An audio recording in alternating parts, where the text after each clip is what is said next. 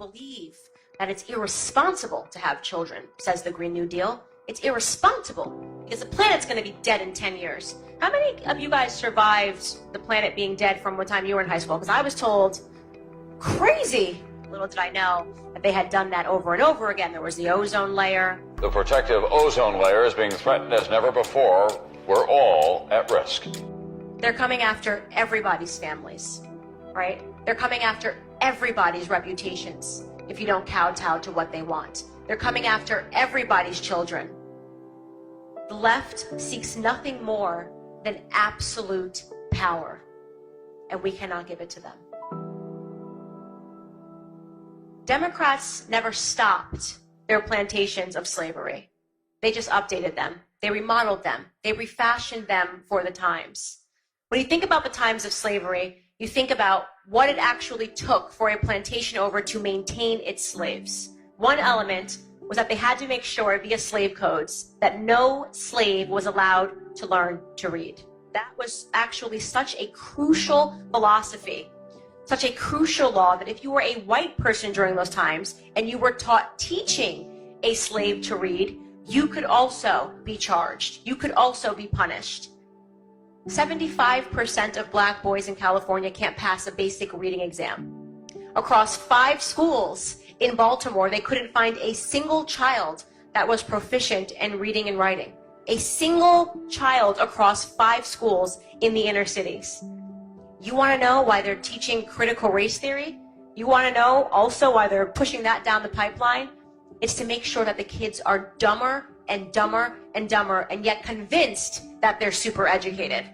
I do not say that in jest. If you read Thomas Sowell like I do, which I recommend you do from cover to cover always, he wrote a book called Inside the American Education System, The Lies, the Dogma, and the Deception. And in this book, I was floored to learn that Americans that are living right now, we are producing literally, I'm not saying this to be funny, the dumbest kids that have ever existed in America. From the standardized test perspective, these are the dumbest kids. You say, this is math, this is reading, answer these questions. These kids are the dumbest. Yet, here's the interesting part. We have never given out more degrees. So these kids have the most degrees, and yet they are factually speaking dumber than they've ever been. That's an interesting equation, right? It's an interesting equation. You got to think about that. You have to say, why would we do that? Why are we handing out degrees? How is it possible that we're handing out more degrees? These kids have the most degrees that we've ever had, and yet they're dumber. How does that work? Well, it works because if you do a cursory search and you see what children can actually study in school, you'll be shocked what you can get a degree in. You can get a degree in gender studies. I thought I'd check it off in kindergarten when they said 2 genders, boys' bathroom, girls' bathroom, right? Now you can spend 4 years learning what it took me in 1 class in kindergarten to learn. That's a meaningless degree. You can get degrees in civic responsibility, social responsibility. They're handing out woke degrees and keeping kids for 4 years, putting them in debt $100,000, like me. I had $100,000 of student loan debt, to give them a meaningless degree. Why are they doing that? Well, because they know that these kids will come out and they will know nothing, but they will be convinced that they know everything. They want them to be passionately stupid. That's the only way to describe it. To be passionate about their stupidity. And you might say, why does the government want that, right? Because imagine being a kid who spent 4 years getting your gender studies degree, being so convinced and so pompous, so arrogant, and going out into society and finding out that you can't get a job. Because as it turns out, we don't need that many people that are majors in gender studies to get the day going, right? And so you imagine being that kid who then sees the kid that he went to school with that didn't go to college. That kid's fixing air conditionings, and he's making 6 figures because it turns out we need a couple of people that can do some plumbing and can fix some air conditionings. And so what happens to that kid who went to college? He becomes angry. He becomes angry because he feels like he was robbed.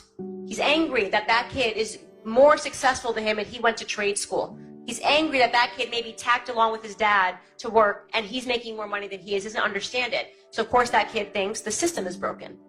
I did everything right. The system is broken. And that kid has learned in school that the system is broken because capitalism is backwards, because capitalism is wrong. So that's part of the plantation economics, right? Make sure the slaves don't learn. I meant it when I said that. The second piece of Democrat plantations when they were maintaining them in the South was ensuring that families were torn apart. Isn't that something, right? They needed to make sure, and I remember reading Booker T. Washington's Up From Slavery. In the first chapter, he talks about how when his mother died, he felt nothing. Because as a slave, it was nothing to lose your relatives. You just constantly were being traded from plantation to plantation. So they wanted to make sure that they were severing familial relations.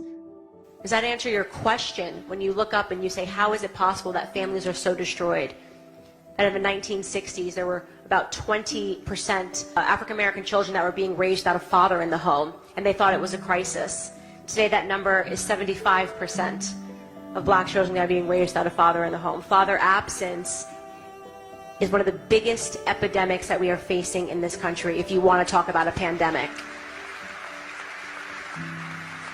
When I said bring back manly men, when I said we need masculinity, I meant it. I meant it. We need strong men to raise strong families, to lead strong households. The left understood that. The left understood that forever. The Democrats have understood that forever, and that is the reason why they routinely attack families. It's why they want your children to mutilate themselves. They want to make sure they're so confused and so backwards. By the time they wake up, it'll be too late.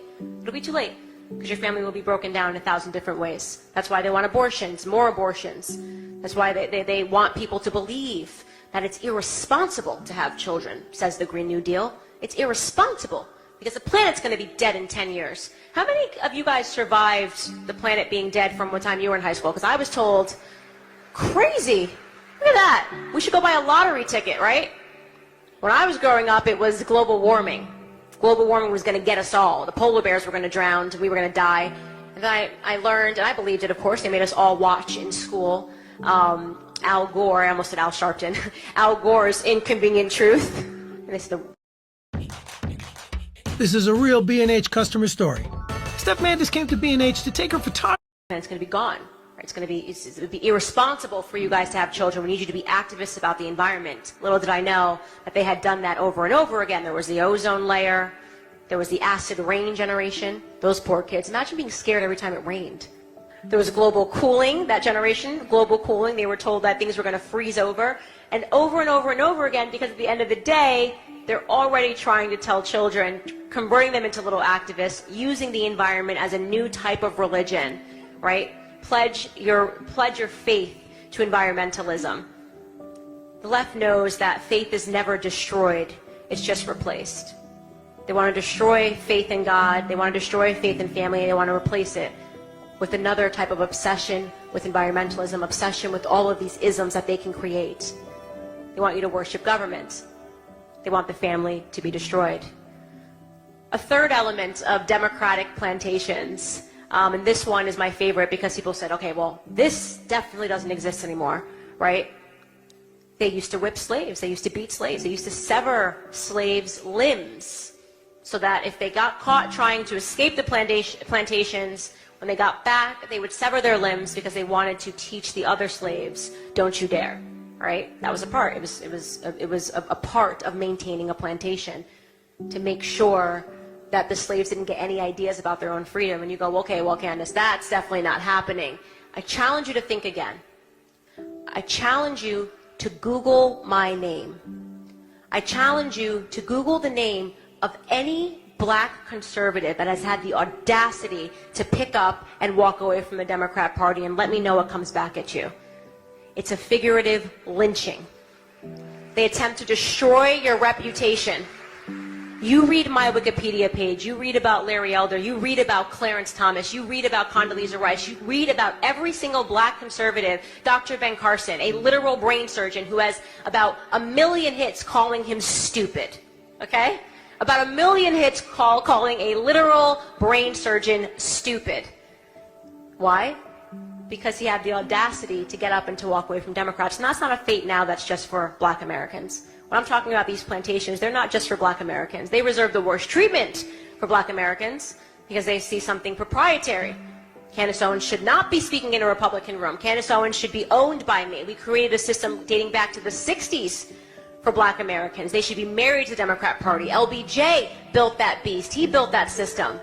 We've been giving them welfare for decades. They belong to us. They reserve the worst vitriol and the worst hatred for black Americans. Oh, but it's for white Americans too. It's for white Americans too now.